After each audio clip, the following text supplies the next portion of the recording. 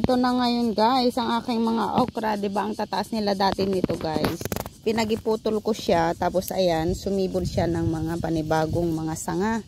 Kaya ayan, ang pagha-harvestan na naman natin ngayon, 'di ba? Mas dumami siya, dati isang mahaba lang na na mas matangkad pa sa akin. Simula nung dumating ako guys, tinanggal ko, pinutulan ko siya. Ayan, yung mga pinagputulan ko. Pero sumibol siya sa ilalim. Kaya ganyan guys ang gawin nyo sa inyong mga okra para mas magtagal siya na pagharbisan. Ayan guys, nasi-share ko lang. Ayan, tingnan nyo naman guys, isang puno lang yan, tapos dumami na yung sanga. O, 'di ba? Kaya mas marami na tayong paghaharbisan. Dati isang puno lang yan, kung makikita nyo, ito yung puno niya dati.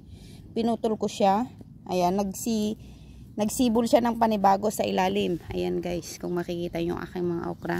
Dati ito ay mahahaba, mas matangkad pa sa akin. Kaya tingnan nyo guys. Ayan. Kaya mas marami na tayong paghaharbisan. Huwag lang agad-agad bunutin pag matatangkad ng ating okra. Yan lang guys, na-share ko lang. Stay healthy and be happy. Happy gardening. Bye!